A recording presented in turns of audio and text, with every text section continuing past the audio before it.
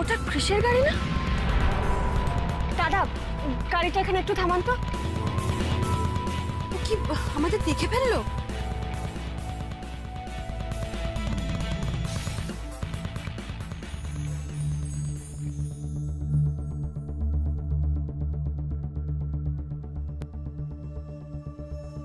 কি পুজো দেওয়া হয়ে গেল বুঝি?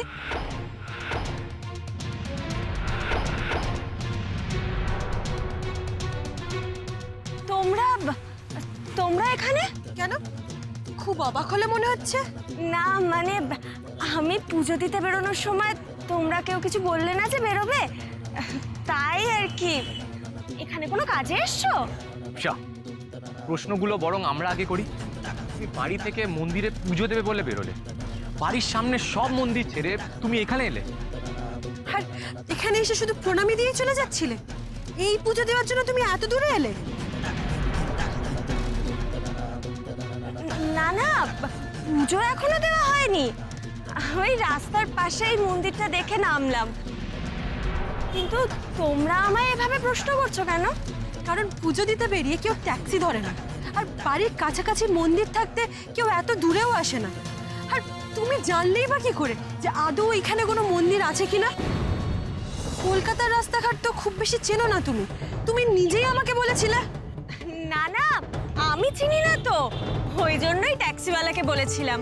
ও তো চেনে, ওকে বলেছিলাম যে কোনো শিব মন্দির থাকলে দাঁড়াতে। এবার ও কোন দিক দিয়ে কোথায় নিয়ে গেছে সেটা তো আমি বুঝতে পারিনি। তবে এখন তোমাদের সাথে দেখা হয়ে খুব ভালো হলো, জানো তো। অচেনা ট্যাক্সিতে যাওয়ার থেকে তোমাদের সাথেই যাওয়া ভালো। তোমরা যদি আগে বলতে না যে তোমরা বেরোবে, তাহলে আমি তোমাদের সাথেই বেরিয়ে যেতাম। দাঁড়াও, ট্যাক্সিটা ছেড়ে দি বরং। বড্ড বেশি স্মার্ট মেয়েটা। কিন্তু ও তো অন্য কথা বললো। ও সত্যি সত্যি কোথায় যাচ্ছিল সেটাই তোমাদের জানা হলো না। এসে দেখি। দাদা, আমি আর যাবো না, আপনি চলে যান। আপনার কত হয়েছে? 360 টাকা হয়েছে দিদি। এনে খুচরো তো নেই দিদি। রেখে দিন পুরোটা। চলো। আচ্ছা, তুমি এত টাকা, 400 টাকা ট্যাক্সি ভাড়া দিলে কি করে? কোথায় পেলে তুমি এত টাকা?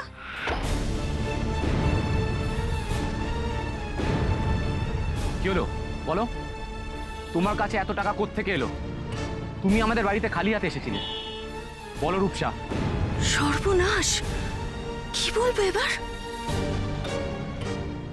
আসলে বেড়াতে যাওয়ার আগে শোভা আন্টি আমায় কিছু টাকা দিয়েছিলেন। সেই টাকা থেকে তো তেমন কিছু খরচ হয়নি, সেখান থেকেই দিলাম। না হলে তো বেরোনোর আগে তোমাদের থেকেই চাইতে হতো।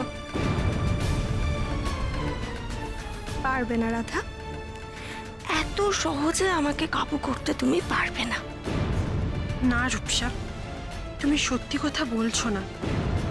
পিঠ বাঁচানোর জন্য গুছিয়ে মিথ্যাটা ভালোই বলতে পারো তুমি, কিন্তু নিনিকে যদি তুমি কিডন্যাপ করিয়ে থাকো, তাহলে ওর সাথে দেখা করার জন্য আজ না হয় কাল তুমি আবার যাবে। আমরা এখন সেই সুযোগের অপেক্ষাতেই থাকবো এবং নিনিকে ঠিক খুঁজে বার করবো।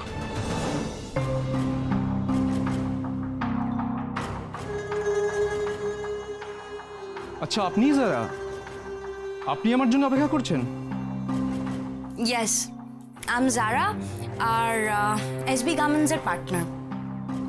একটা কথা আসলে জানার ছিল, আমরা এত ভালো প্রেজেন্টেশন দিলাম, এত লো রেট কোট করলাম, তা সত্ত্বেও আমরা ডিলটা ক্র্যাক করতে পারলাম না, অন্য কেউ করলো। দেখুন ম্যাডাম, এটা একদম কনফিডেন্সিয়াল ম্যাটার। তবে আরএস এন্টারপ্রাইজ খুব লো রেটে কোটেশন দিয়েছে। ওদের প্রেজেন্টেশনও ভালো ছিল, এতটুকুই বলতে পারি। স্টিল এসবি গার্মেন্টস এত দিন ধরে মার্কেটে আছে, এত গুডউইল, আর ডিলটা আমরা ক্র্যাক করলাম না, অন্য বেনামি কোম্পানি এসে ক্র্যাক করে ফেললো। না না, অনামি কোম্পানি কেন হবে? দেখুন, এসবি গার্মেন্টস যেরকম বিদেশে ব্যবসা করে ভারতবর্ষে এসেছেন, আরএস এন্টারপ্রাইজও তেমনি একজন অনাবাসী ভারতীয় কোম্পানি। I C. আচ্ছা, আরেকটা লাস্ট ইনফরমেশন। ম্যাডাম, এর থেকে বেশি কিছু বলা যাবে না। বুঝতেই পারছেন এটা একটা অনৈতিক ব্যাপার। হ্যাঁ হ্যাঁ, বুঝতে তো পারছি। আসলে আরএস এন্টারপ্রাইজের ওনারের নামটা? ওনার নাম রণজয় সান্যাল। রণজয় সান্যাল। কে এই রণজয় সান্যাল যে এসবি কামান্সকে মাত দিয়ে দিল? এটা তো জানতেই হবে আমার। কাকুন, এই নাও, একটু খেয়ে নাও, নইলে কিন্তু শরীর খারাপ হবে। ছোট কাকি প্লিজ জোর করো না। আচ্ছা, একটুখানি খাও। খাবো, তার আগে আমায় বলো তো আমার মেয়েটা খেয়েছে কিনা। কাকুন, আচ্ছা আচ্ছা, তুমি না খেলে নিনি কি চলে আসবে বলো? ফিরে আসবে? মাঝখান থেকে তো তুমি অসুস্থ হয়ে পড়বে। এই বেড়াতে যাওয়াটাই আমাদের যত কাল হলো তো। চমলা, বেসলেস কথা বলো না, তোমাদেরই দোষ।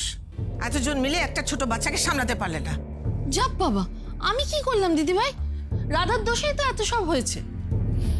হ্যাঁ, আমারই দোষ। আর আমার দোষ আমি শোধরাবো।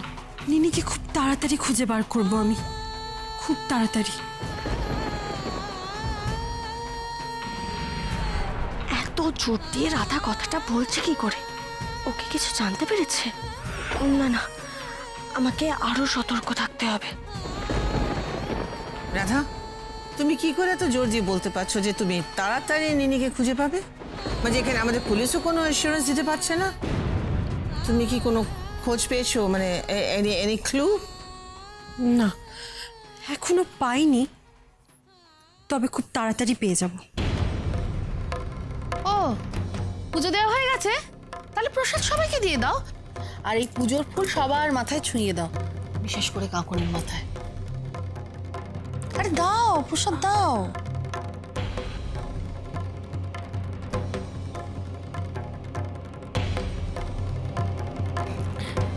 আসলে আসলে আমি ট্যাক্সি করে এয়ারপোর্টের দিকে যাচ্ছিলাম পুজো দিতে।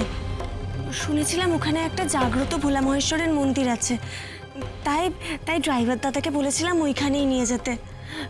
কিন্তু কিন্তু মাঝপথে রাধা দিদিদের সাথে দেখা হয়ে গেল, তাই আর পুজো দেওয়া হলো না। প্রণামী দিয়েই চলে এলাম। এয়ারপোর্টের দিকে? তুমি এয়ারপোর্টের দিকে যাচ্ছিলে কেন? হ্যাঁ, এই রূপসা, এয়ারপোর্টের দিকে কেন গিয়েছিলে? ও, তুমি কাছাকাছি কোনো ভোলা মহেশ্বরের মন্দির পেলে না বুঝি? হ্যাঁ, কি হলো? আমার না মাথাটা খুব যন্ত্রণা করছে। আসলে সারাদিন উপোস করে আছি তো, আমি একটু ঘরে যাই। হ্যাঁ,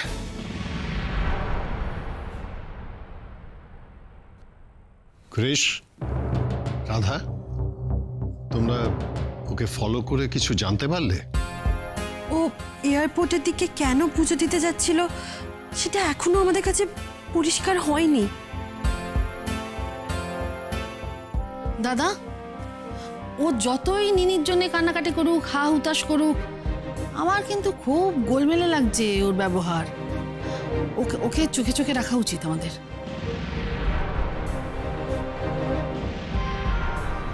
যারা এই কিডন্যাপিং এর বিষয়টা খুবই কমপ্লিকেট করে দিয়েছে।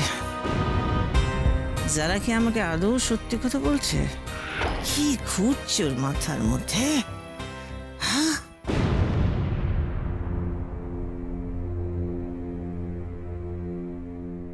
নিনি সোনা, এই দেখো আমি তোমার জন্য কি নিয়ে এসেছি। গরম গরম ভাত, ডাল, মাছের ঝোল। দেখো দেখো।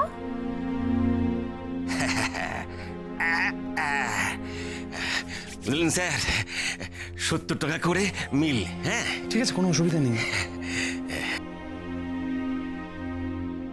এই নাও, দেখো দেখো দেখো কি এনেছি দেখো। আমি খাবো না, আমি মমের কাছে যাব।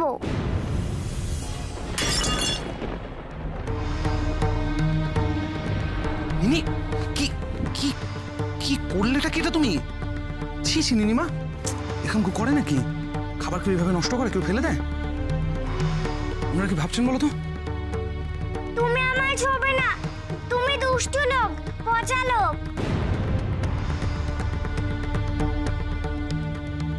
আসলে বুঝতেই পারছেন নিশ্চয়ই আপনারা, ও ওর মা আসলে খুব অসুস্থ তো, তাই এয়ারপোর্টের কাছে বাড়ি ভাড়া করে রয়েছি যাতে নিয়মিত যেতে পারি নার্সিংহোমে। নার্সিংহোমটা পাশেই। মাকে দেখতে পাচ্ছে না তো, একদম বিরক্ত হয়ে আছে আর কি। সে তো বুঝতেই পারছি, ওইটুকু মেয়ের শরীরে এত জেদ, খাবার দাবার এইভাবে ছুঁড়ে ফেলে। হ্যাঁ, আমাদের আশকারাতে হয়েছে জানেন তো, এটা আমাদেরই দোষ, মানে আমরা ঠিকঠাকভাবে ওকে শেখাতে পারিনি এখনো। তারপর ওর মা অসুস্থ তো, ওইটার জন্য আরও। আপনারা দাঁড়িয়েছেন কেন? বেলা হয়ে গেছে তো অনেক, আপনারা তো খাওয়া দাওয়া করবেন। আপনারা যান, দাঁড়িয়ে আর সময় নষ্ট করবেন না প্লিজ আমাদের জন্য। হ্যাঁ হ্যাঁ, চল চল। আন্টি আন্টি তোমরা আমাকে মাম্মির কাছে নিয়ে যাবে, তাহলে আমি সব ভাত খেয়ে নেব। এরকম কেন করছো মা তুমি? ওনারা মায়ের কাছে কি করে তোমাকে নিয়ে যাবেন? আমি তো তোমায় বললাম, আমি তোমায় কথা দিলাম যে আমি তোমায় বিকেলবেলা নিয়ে যাবো ভিজিটিং আওয়ার্সে। হ্যাঁ, এরকম দুষ্টুমি কেউ। এখন ওরা দাঁড়িয়ে আছেন এখনো। আপনারা আসুন তাহলে, আর বেলা বাড়াবেন না। আমি খুবই দুঃখিত এই গোটা ঘটনাটার জন্য আর কি। হ্যাঁ হ্যাঁ, আমি খাবো না খাবো না খাবো না। নিনি মা, তুমি এরকম কেন করছো? বাবার কথা শুনতে হয় তো নিনি, তাই না? বাবার কথা শুনতে হয় তো। তুমি আমার বাবা নও, তুমি দুষ্টু লোক, তুমি পচা লোক, তুমি ছেলে ধরা। কি কি বললো আপনাদের? আপনি ওর বাবা নন, ছেলে ধরা? আপনাকে তো বললাম, বাচ্চা মানুষ কি বলতে কি বলে ফেলছে। ওর কথায় কান দেওয়ার প্রয়োজন নেই। বাচ্চা বলেই তো সন্দেহটা হচ্ছে। বাচ্চারা তো জানি সবসময় সত্যি কথাই বলে। এই শুনুন, এই আপনার জন্য আমরা আবার কোনো ঝামেলায় ফেসে যাব না তো?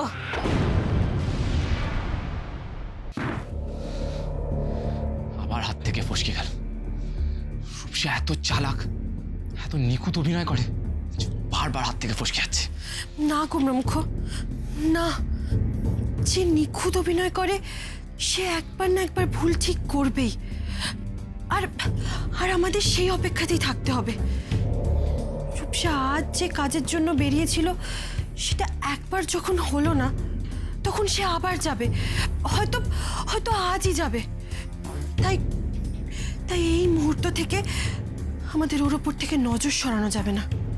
হ্যাঁ রাধা, আজ আবার বাড়ি থেকে বেরোনোর চেষ্টা করবে, আর সেটা কিছুতেই মিস করা যাবে না, কিছুতেই না। শুধু আমার একটাই চিন্তা হচ্ছে গোমরামুখ, নিনিকে যারা কিডন্যাপ করেছে তারা এরই মধ্যে নিনির না কোনো ক্ষতি করে বসে। নিনি ঠিক আছে কিনা সেই ভেবেই আমার বড্ড চিন্তা হচ্ছে গোমরামুখ, বড্ড চিন্তা হচ্ছে।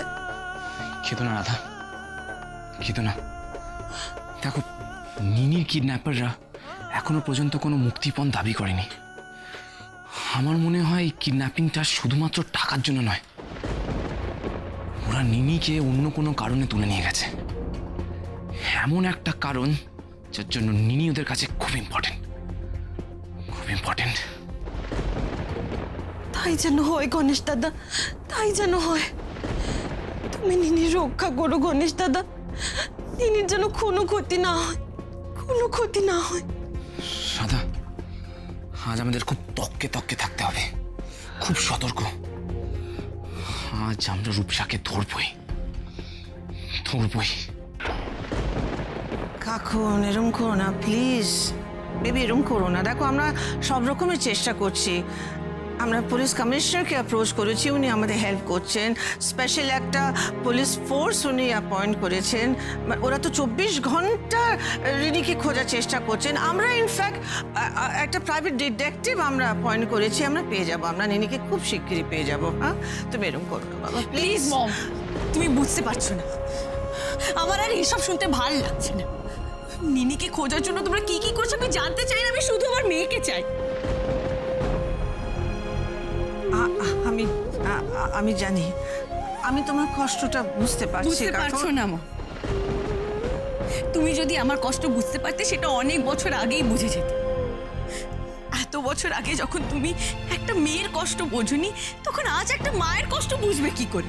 তুমি এভাবে আমার সঙ্গে কথা বলবে না কাকন। আমারই ভুল হয়েছে তোমার কাছে এসে কথা বলাটা। শুনটা ছাড়ো না দিদি ভাই, কাকনের এখন মাথা ঠিক নেই, ওর কথা তুমি ধরো না। কেন ধরবো না?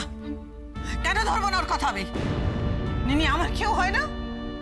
আমি এত চেষ্টা করছি আমার নিনিকে খুঁজে বার করা, আর এইভাবে কথা বলছি আমার সঙ্গে। ও Shobha, please please try to understand. কাকুন যদি কিছু বলেও থাকে সেটা ওর কষ্টের জায়গা থেকে, ওর মেয়েকে হারানোর যন্ত্রণা থেকে। এখন কোথায় তুমি ওকে বোঝবার চেষ্টা করবে, তা না তুমি রেগে যাচ্ছ। তুমি তো সবসময় আমারই দোষ দেখতে পাও। ড্যাড, আমার নিনির কোনো খবর পাওয়া যাচ্ছে না ড্যাড। আমি আর থাকতে পারছি না ড্যাড, আমি আর থাকতে পারছি না। কাঁদিস না মা, আমরা তোর মেয়েকে যে করেই হোক খুঁজে বের করবই।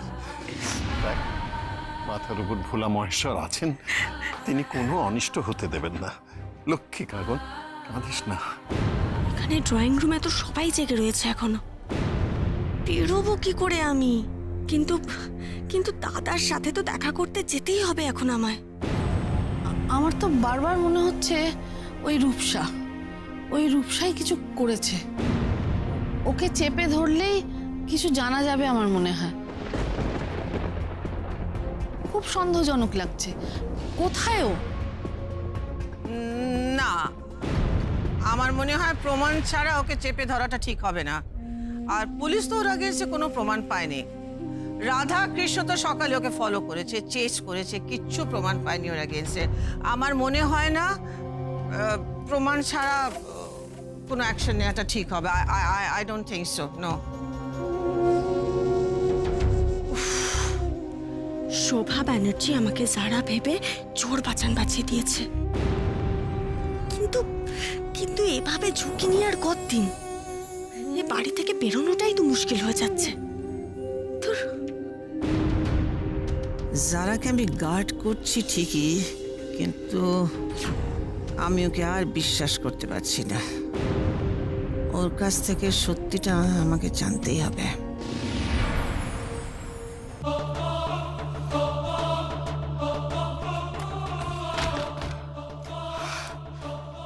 ইস, সেই কোন সকালে দাদা আমাকে যেতে বললো, আর এই রাধাকৃষ্ণের চক্করে আমার বাড়ি থেকে বেরোনোই হলো না।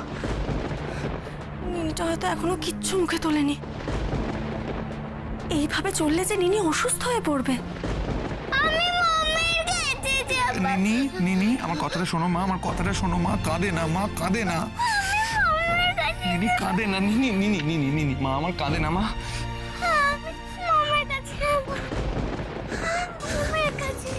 এভাবে হবে না। রূপসাকে ছাড়া আমি ওকে সামলাতে পারবো না। রূপসা কোথায়?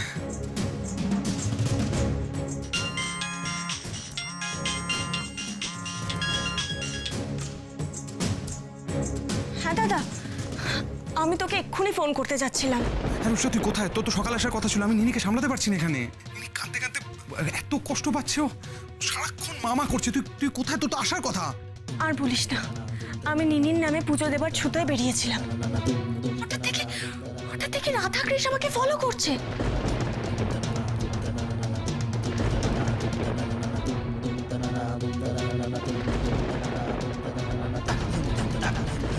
পুজো দেওয়া হয়ে গেল বুঝি? আমি সবকিছু বুঝতে পারছি, আমি তো সমস্ত কথা বুঝতে পারছি, কিন্তু তোকে আসতেই হবে। যেভাবে ওকে আসতে হবে। আমার মেয়েটা অসুস্থ হয়ে পড়ছে, নিনি অসুস্থ হয়ে পড়ছে। রূপসা, তোকে আসতে হবে, বুঝতে পারলি? তোকে যেভাবে ওকে আসতে হবে। হ্যাঁ পাচ্ছি, ঠিক আছে। তুই ফোনটা রাখ, আমি চেষ্টা করছি। হ্যাঁ ঠিক আছে, তুই রেডি হ, আমি গাড়ি পাঠাচ্ছি, এক্ষুনি গাড়ি পাঠাচ্ছি আমি।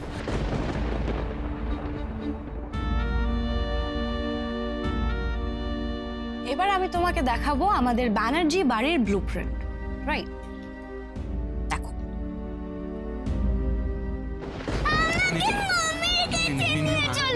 মা, এই তো আমি আছি। আমরা খেলবো, আমরা কত মজা করবো। কাঁদে না মা, কাঁদে না মা, না মা, না কাঁদে না, নিয়ে যাবো তো। সারা আমায় যে বাড়ির ম্যাপটা দেখিয়েছিল, তাতে তো একটা পেছনের দরজা আছে। হ্যাঁ, আমাকে বাড়ির সকলের স্পেশালি রাধার কৃষ্ণের চোখে ফাঁকি দিয়ে বেরোতে গেলে ওই পেছনের দরজাটা দিয়ে বেরোতে হবে।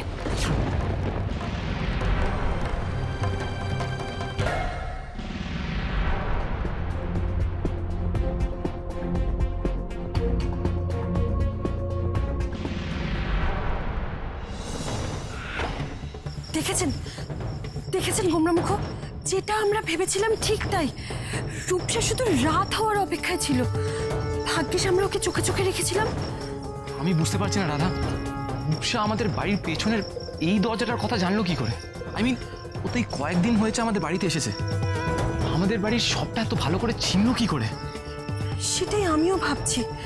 রূপসা এই কদিনে আমাদের বাড়ির পেছনের দরজার রাস্তাটা জানলো কি করে? এটা একমাত্র বাড়ির কোনো সদস্য বা আমাদের বাড়িটা যে খুব ভালো করে চেনে সেই ওকে বলতে পারবে। কার থেকে জানলো?